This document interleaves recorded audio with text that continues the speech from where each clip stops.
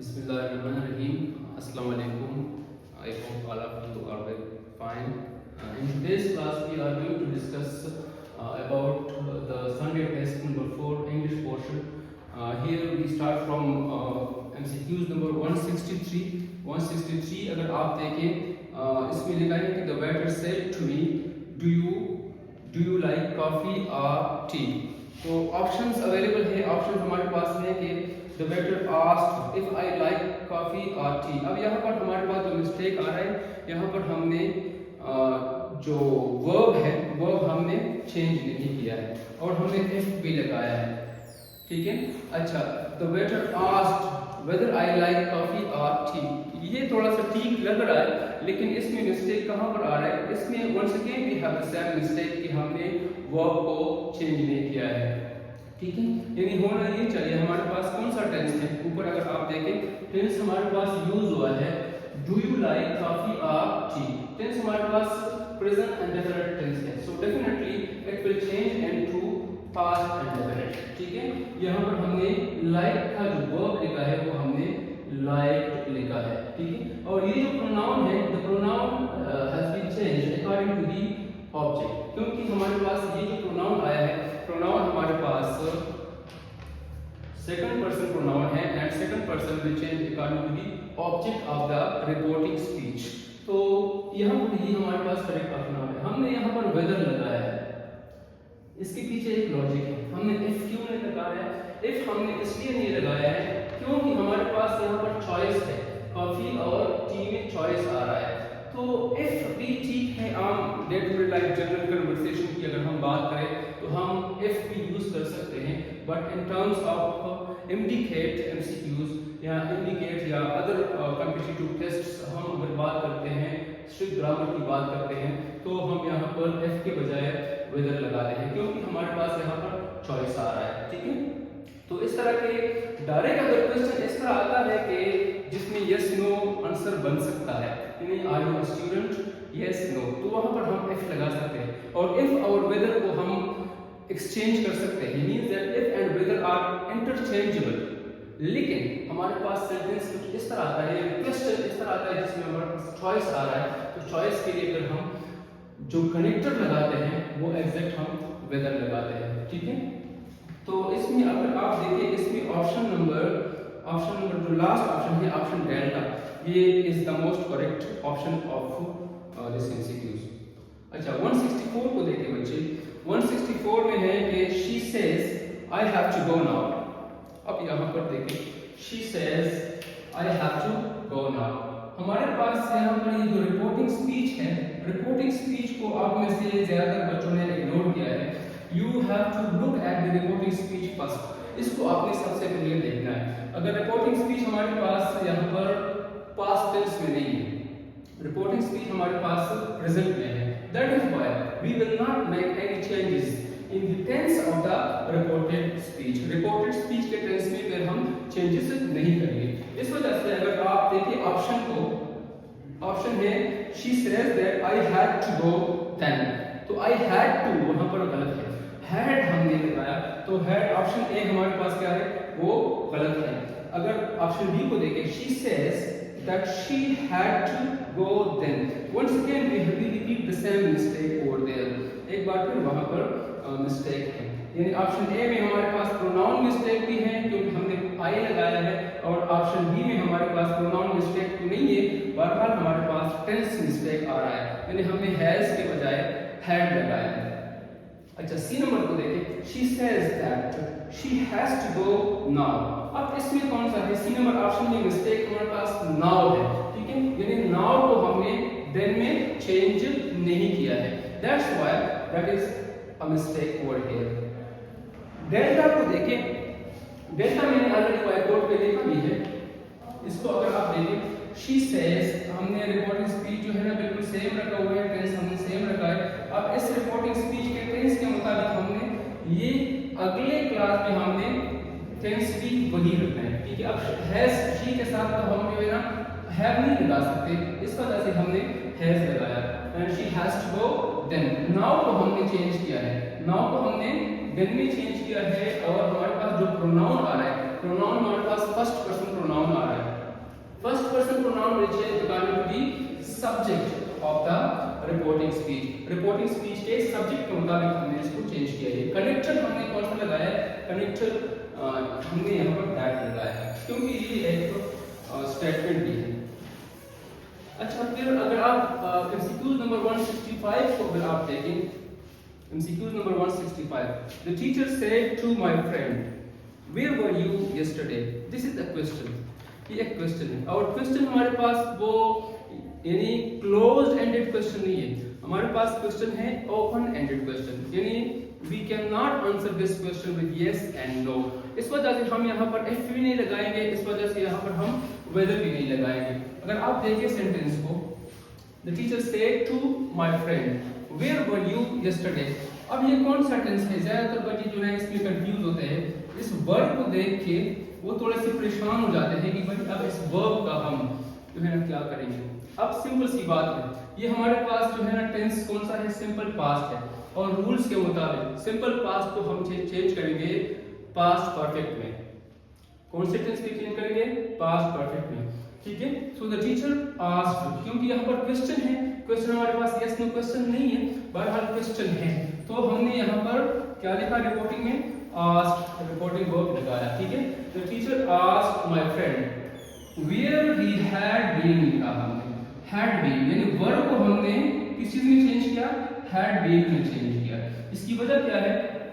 क्योंकि simple past है, simple past को हमने चेंज करना है पास्ट परफेक्ट टेंस में. ठीक है. तो ये जो आप लोगों को ऑलरेडी मैं बता दे रहा हूँ कि भाई हमारे पास जो बी के फॉर्म्स होते हैं, बी ये हमारे पास प्रेजेंट में हम इज, एम या आर यूज करते हैं और पास्ट में यानी हम वाज या वर यूज करते हैं. ठीक है.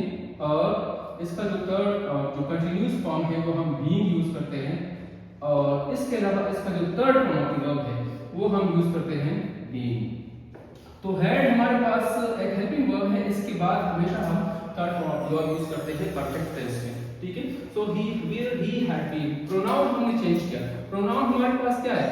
यू है. यू हमारे पास सेकंड पर्सन प्रोनाउन है.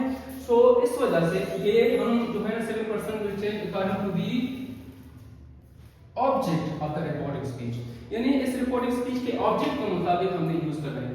अब इस फ्रेंड को हम देखें, ये फ्रेंड अगर हमारे पास फीमेल है सपोज, तो हम यहाँ पर शी लगाएंगे, लेकिन प्रेफरेंस हम किसको देते हैं? प्रेफरेंस हम ही को देते हैं. ठीक है. अच्छा, और यस्टरडे के लिए हमने क्या किया है? यस्टरडे के लिए हमने चेंज किया है द डे बिफोर. ठीक है. तो ऑप्शन नंबर डेल्टा इसमें ठीक है. अच्छा, अब एमसीक्यू नंबर 166 को देखिए बच्चे. MCQ number 166, the guest said let me go home now. Let me go home now. अब कुछ बच्चे जो है ना इसमें कंफ्यूज होते हैं कि भाई ये तो सजेशन है, लेकिन यहाँ पर ये सजेशन नहीं है. मैंने आप लोगों को बताया था कि अगर हमारे पास लेट के बाद हम मी लिखते हैं, लेट के बाद हेम लिखते हैं, लेट के बाद हर लिखते हैं, तो अब ये सजेशन नहीं है, ये हमारे पास अब क्या है? परमिशन. यानी हम कहते हैं कि allow, to allow someone to do something, यानी let me do it, let me complete my work, यानी allow me to complete my work, इसका मतलब बनता है. ठीक है. तो यहाँ पर अब ये इसके लिए रिपोर्टिंग में हम सजेशन नहीं लिखेंगे, हम रिपोर्टिंग में इसके लिए क्या लिखेंगे? रिक्वेस्टेड लिखेंगे. यानी the guest requested that he might be allowed then. Now को हमने चेंज किया है देन में. ठीक है. और हमने इस लेट मी को जो है ना हमने यूज किया है बी अलाउड, यानी that he might be allowed. इसको हम दो तरीके से चेंज कर सकते हैं. अगर ये सजेशन है तो फिर हम यहाँ पर माइट के बजाय क्या लिखते हैं? शुड लगाते हैं. लेकिन हमारे पास अब ये सजेशन नहीं है, यहाँ पर ये बंदा जो है ना परमिशन मांग रहा है, तो परमिशन के लिए फिर वो माइट बी अलाउड हम लिखते हैं. ठीक है. अच्छा, तो एमसीक्यू नंबर 166 में अगर आप देखें, एमसीक्यू नंबर 166 में जो ऑप्शंस दिए गए हैं, the guest requested that I might be allowed. अब यहाँ पर कौन सा मिस्टेक आ रहा है? आई वाला मिस्टेक आ रहा है, क्योंकि हमने प्रोनाउन को हमने चेंज नहीं किया है. अच्छा, ये मिस्टेक है. अच्छा, फिर ऑप्शन बी में देखें, the guest requested that he might be allowed to go home then. अब ये ऑप्शन बी इसमें मोस्ट करेक्ट है, क्योंकि मैंने यहाँ पर व्हाइट बोर्ड पे लिखा भी है. अच्छा एमसीक्यूज नंबर व्हाइट बोर्ड पे मैंने यहाँ पर दे रखा है, ठीक है। एमसीक्यूज नंबर 169 को लेके 167 और 168 में डिस्कस करता हूँ, उससे पहले हम 169 को डिस्कस करते हैं। एमसीक्यूज नंबर 169 को आप देखिए बच्चे, she said if I were the doctor I would not operate on the patient this morning. She said, if I were the doctor, I would not operate on the patient this morning. अब इसको अगर आप देखें इस sentence को, यानी MCQ number 169 को अगर आप देखें, she said, if I were the doctor, यहाँ पर हमारे पास रियल स्टेटमेंट नहीं है, यानी हाइपोथेटिकल बात है, ठीक है। और इस तरह के मैंने आप लोगों को बताया था कि हमारे पास जो कंडीशनल सेंटेंसेस हैं, कंडीशनल जीरो कंडीशनल है और इसके अलावा कंडीशनल टाइप 2 है और टाइप 3। इसके टेंसेस में हम डायरेक्ट इनडायरेक्ट में इसके टेंसेस में हम चेंजेस नहीं करते हैं। सिर्फ और सिर्फ हमारे पास अगर डायरेक्ट इनडायरेक्ट में जो आता है कंडीशनल टाइप 1, तो कंडीशनल टाइप 1 में फिर हम टेंसेस में चेंजेस करेंगे। अदरवाइज कंडीशनल टाइप 2 है, यहाँ पर हमारे पास वर आया है, इवन दो हम आई के साथ वर नहीं यूज करते, लेकिन हम यहाँ पर इस वजह से वर यूज करते हैं because this is a conditional type 2। सो इसको हम कहते हैं conditional type 2। If I were you हमारे पास ये इफ क्लॉज है और उसके बाद हमारे पास रिजल्ट क्लॉज है। आई वुड नॉट ऑपरेट, ये रिजल्ट क्लॉज है। इफ क्लॉज में हमारे पास सिंपल पास्ट है और रिजल्ट क्लॉज में हमारे पास वुड और first form of the verb आया है, ठीक है।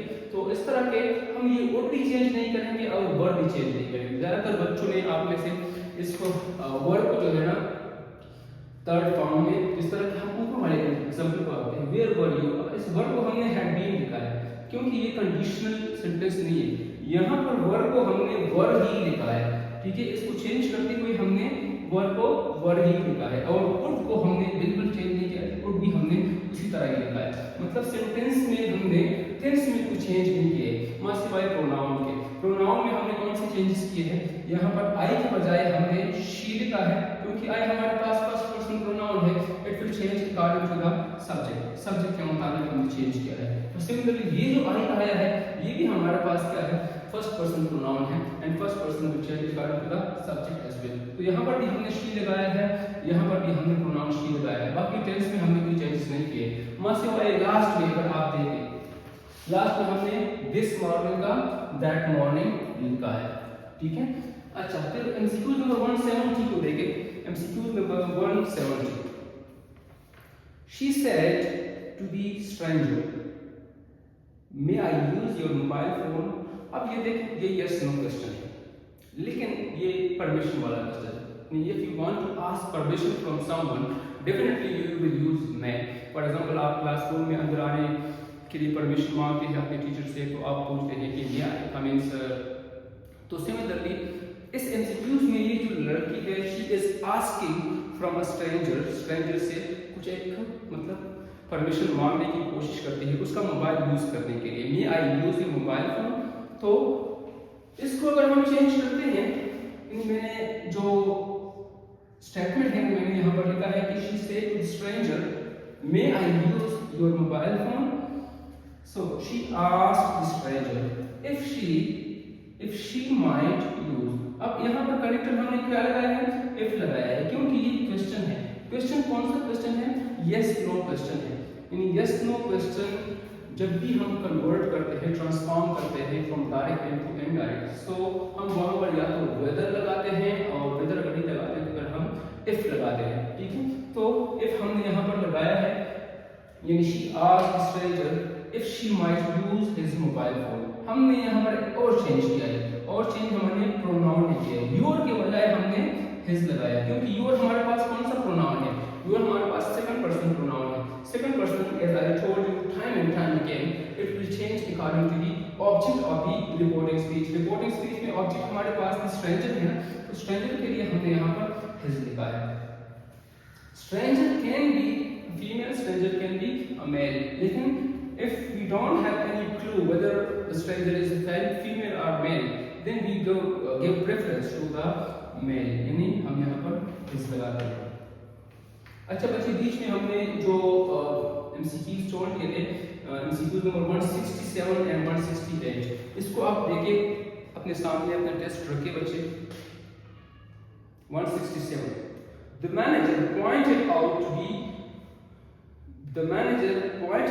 in a meeting that many of the workers dash absent from the company। इसमें ऑप्शंस हमारे पास अल्फा है आर, बीटा है वर, चार्ली है हैड बीन, और डेल्टा है both B and C.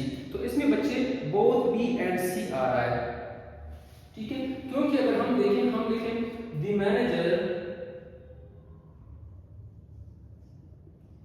Manager said, इस सेंटेंस को अगर हम दो तरीकों से जो है ना कन्वर्ट कर सकते हैं। इनडायरेक्ट में है ये सेंटेंस, इसको हम डायरेक्ट में कन्वर्ट कर सकते हैं। Workers are absent from the company. Next हम ये भी लिख सकते हैं, the manager said workers have been absent. तो इसमें अगर हम इस वाले को चेंज करते हैं तो फिर हम इसके लिए क्या लगाते हैं, the manager said that workers were absent. और दूसरे वाले ऑप्शन में अगर आप देखें, यानी the manager said that workers had been. अब ऊपर हमारे पास सिंपल प्रेजेंट है, सिंपल प्रेजेंट को हमने सिंपल पास्ट में चेंज करना है, और ये हमारे पास प्रेजेंट परफेक्ट है, प्रेजेंट परफेक्ट को हमने पास्ट परफेक्ट में चेंज करना है। इट मींस हमारे पास ऑप्शंस दो आ रहे हैं, यानी बी नंबर ऑप्शन अगर आप देखें बीटा, इसमें है वर, और चार्ली हमारे पास क्या है, चार्ली हमारे पास है हैड बीन, और डेल्टा हमारे पास क्या है, बोथ बी एंड सी। तो बार बार बच्चे मैं आप लोगों को बता रहा हूँ कि आप लोग जो है ना एक ही ऑप्शन को कभी भी इग्नोर मत कीजिएगा, हमेशा जो है ना हर एक ऑप्शन को देखें, उसके बाद फिर आप डिसाइड करें और फिर आप जो एक्यूरेट आंसर है इसको आप सेलेक्ट करें। अच्छा, एमसीक्यूज नंबर 168 को देखें। The kids said to there